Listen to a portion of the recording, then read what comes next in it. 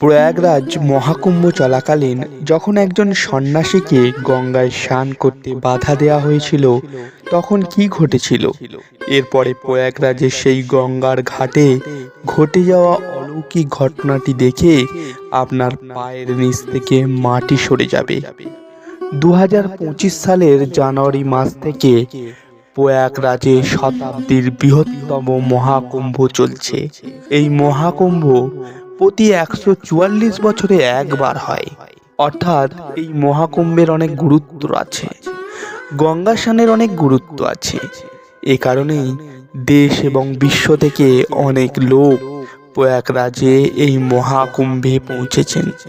তবে সম্প্রতি যে ঘটনাটি সবার সামনে আসছে তা সবার হুঁশ উড়িয়ে দেয়। যেখানে এক সাধু মহারাজকে গঙ্গা নদীতে স্নান করতে বাধা দেয়া হয়েছিল।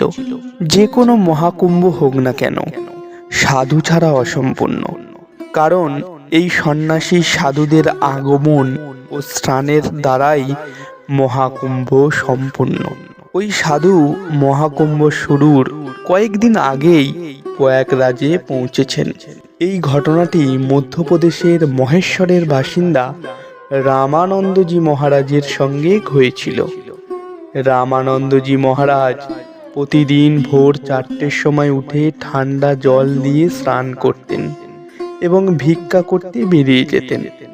তিনি তার জীবনে পার্থিব সুখ ত্যাগ করেছিলেন এবং অনেক তপস্যা করেছিলেন এবং অনেক সিদ্ধি অর্জন করেছিলেন। তিনি মহেশ্বরের ঘাটে থাকতেন। যখন তিনি প্রয়াগরাজ মহাকুম্ভের খবর পেয়েছিলেন, তখন তিনি মহাকুম্ভে যাবে বলে খুব উচ্ছ্বাসিত ছিলেন। তিনি প্রায় 1 মাস আগে মহাকুম্ভে পৌঁছান, কারণ তিনি সেখানে 2 থেকে 3 মাস কাটাতে চেয়েছিলেন। তিনি বলেছিলেন যে মহাকুম্ভ হলো সেই পবিত্র সময় যেখানে এই সময় সকল দেবদেবী এই জায়গায় উপস্থিত হয়। সেখানে ধ্যান করা, ঈশ্বরের উপাসনা করা খুবই ফলপ্রসূ হয়। পরের দিন সকালে যখন রামানন্দজি মহারাজ প্রয়াগরাজে পৌঁছেছিলেন, তখন ভোর 4টে বাজতে যায়। সকাল 4টের সময় তার প্রতিদিনের স্নানের নিয়ম ছিল। তিনি ভেবেছিলেন আজ গঙ্গা নদীর পবিত্র জলে স্নান করবেন এবং তিনি প্রয়াগরাজের গঙ্গার ঘাটে পৌঁছান। সেই সময় গঙ্গা নদী পরিষ্কার করার কাজ চলছিল। রামানন্দজি মহারাজ এটি দেখে খুব খুশি হয়েছিলেন। যখন তিনি নিজের কাপড় খুলে গঙ্গা নদীতে স্নান করতে এগিয়ে গেলেন, সেখানে দাঁড়িয়ে থাকা কিছু পৌরসভা কর্মকর্তা তাকে বাধা দেয়। তারা বললেন যে আপনি এখনই স্নান করতে পারবেন না, কারণ এই মুহূর্তে গঙ্গার ঘাট পরিষ্কার পরিচ্ছন্নতা চলছে। প্রতিদিন ভোরবেলা গঙ্গা নদী পরিষ্কার করার কাজ হয়, যাতে পুণ্যার্থীদের দিন ও সন্ধ্যায় কোনো অসুবিধা না হয়। রামানন্দজি মহারাজ খুব ধৈর্যশীল ছিলেন। তিনি পরিষ্কার কর্তৃপক্ষকে বুঝিয়ে দিয়েছিলেন যে বিষয়টি খুব ভালো, তবে নিয়মিত আমার ভোর 4টের সময় স্নান করার নিয়ম আছে, তাই আমি গঙ্গার ঘাটের এক ধার দিয়ে স্নান করে নেব, আর এতে আপনাদের কোনো অসুবিধা হবে না, আর আমার একার স্নানে আপনাদের সিস্টেম নষ্ট হবে না। কিন্তু এক কর্মকর্তা হঠাৎ করে রেগে গেলেন এবং সেই সাধু মহারাজকে বলতে শুরু করলেন যে এই সময়ে আপনাকে কেন স্নান করতে হবে? পুরো দিন তো পড়ে আছে স্নান করার জন্য, আর আপনি কি দেখছেন এখানে কোনো ব্যক্তি স্নান করছে? আপনার কি এত শক্তি আছে যে আপনি সকাল 4টের সময় এত ঠান্ডা জলে স্নান করবেন? বাজে কথা বলা বন্ধ করুন আর এখান থেকে চলে যান। এখনো অবধি রামানন্দজি মহারাজ খুব নম্র ছিলেন, তিনি খুব ধৈর্যশীল ছিলেন। তবে সেই কর্মকর্তার গালিগালাজ শুনে হঠাৎ তার খুব খারাপ লাগলো। তিনি বিশ্বাস করতেন যে গঙ্গা নদীর ওপর কারো অধিকার নেই। এটি ভগবান শঙ্করের জটা থেকে বেরিয়ে আসা, যার মধ্যে প্রত্যেকের পাপ ধুয়ে নেওয়ার অধিকার রয়েছে এবং এর জন্য কোনো নির্দিষ্ট সময় থাকতে পারে না। কিন্তু সেই সময়ে রামানন্দজি মহারাজ অফিসারকে কিছু বলেননি এবং সামনের ঘাটে ধ্যানের অবস্থায় বসে পড়লেন। প্রত্যেকে ভাবলেন যে সাধু মহারাজ কার্যকর্তাদের কথা মেনে নিয়েছেন। তারপর যখন পরিষ্কারের মেশিনগুলি গঙ্গার ঘাটে নিয়ে আসা হলো, তখন হঠাৎ একটি ঘটনা ঘটল। সব মেশিন যেন চালু হওয়ার নামই নিচ্ছিল না। দেখে মনে হচ্ছিল যেন মেশিনগুলি জ্যাম হয়ে গেছে বা প্রচুর আবর্জনা মেশিনগুলোর ভেতরে আটকে গেছে। কর্তৃপক্ষগণ মেশিনগুলি পরীক্ষা করে দেখছেন এবং মেশিনের ভেতর থেকে সমস্ত আবর্জনা বের করে নিলেন। প্রত্যেকে আশা করেছিলেন যে এখন মেশিনগুলি কাজ শুরু করবে।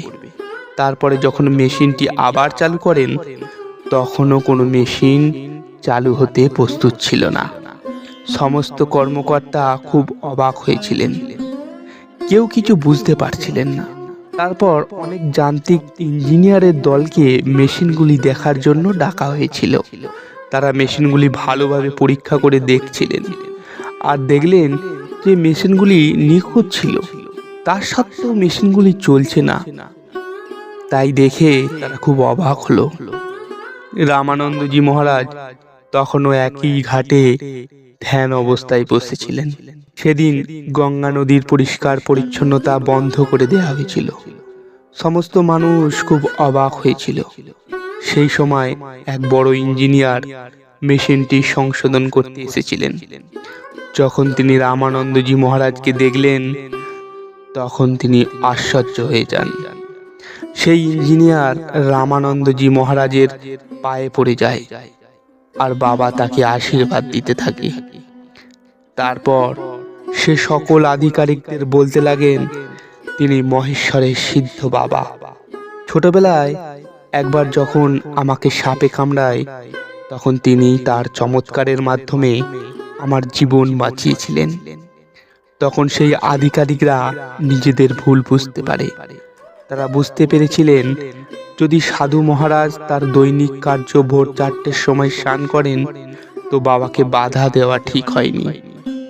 আমরা তাকে যা অপমান করেছি, খারাপ ভালো কথা বলেছি আর গঙ্গা নদীতে স্নান করতে বাধা দিয়েছি, তারই পরিণাম এই মেশিনগুলি খারাপ হয়ে গেছে আর আমরা অসুবিধা ভোগ করছি।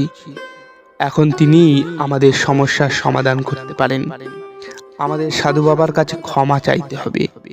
সকল আধিকারিক রামানন্দজি মহারাজের কাছে যায়, তার পায়ের কাছে বসে হাত জোর করে বলেন, আমাদের জানা ছিল না আপনি একজন দিব্য সাধু। আমরা অনেক বড় ভুল করে ফেলেছি। আমাদের আপনাকে স্নান করতে বাধা দেওয়া উচিত হয়নি। রামানন্দজি মহারাজ তখনও খুব বিনম্র ছিলেন। রামানন্দজি বললেন, এটা ঠিক নয় যে কোনো সাধু দিব্য হলেই তাকে গঙ্গা নদীতে স্নান করার অনুমতি দেয়া হবে। গঙ্গা নদীর ওপর সাধু সন্ন্যাসীদের প্রথম অধিকার। সকল আধিকারিক হাত জোর করে বলেন, এখন আপনি গঙ্গা নদীতে স্নান করতে পারেন।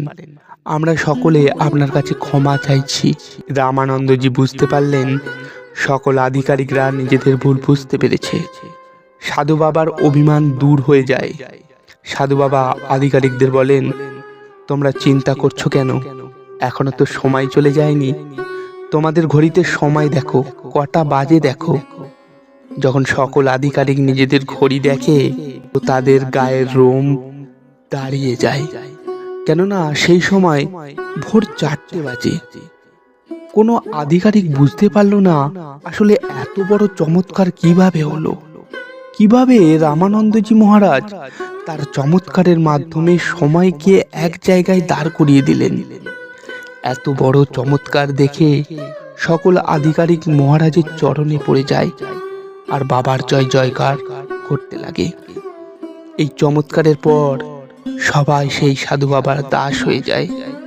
তারপর সাধু বাবা তার নিত্য কর্ম অনুসারে ভোর 4টের সময় গঙ্গা নদীতে স্নান করেন আর এদিকে মেশিনগুলিও কাজ করা শুরু করে দেয়। সকল মেশিন একসঙ্গে চালু হয়ে যায়। এটা প্রমাণ করে যে ওই সকল মেশিন রামানন্দজির ইশারার অপেক্ষা করছিল। যখনই তিনি আধিকারিকদের অভিমান চূর্ণ করেন আর গঙ্গা নদীতে স্নান করেন, তখনই মেশিন চালু হয়ে যায়। এটা বড়ই চমৎকার ঘটনা, যেটি রিসেন্টলি প্রয়াগরাজ মহাকুম্ভে হয়েছে। বাস্তবে বন্ধুরা, এই ভূমি সাধু সন্ন্যাসীদের ভূমি। এখানে না তো তাদের অপমান করা যায় আর না তো তাদের তুচ্ছ ভাবা যায়। এই দেশের সব সাধু এই দেশের জন্য কিছু না কিছু করেন আর ভক্তদের আধ্যাত্মিক পথে যুক্ত করেন। আমাদের কখনো তাদের অপমান করা উচিত না, আর না তো তাদের ছোট ভাবা উচিত। এই পুরো ঘটনা সম্পর্কে আপনি কি ভাবছেন আমাকে কমেন্ট করে অবশ্যই বলবেন। যদি ভিডিওটি আপনাদের ভালো লাগে তো একটি লাইক অবশ্যই করুন, সাথে চ্যানেলটি সাবস্ক্রাইব করে বেল আইকন প্রেস করুন। হর হর মহাদেব।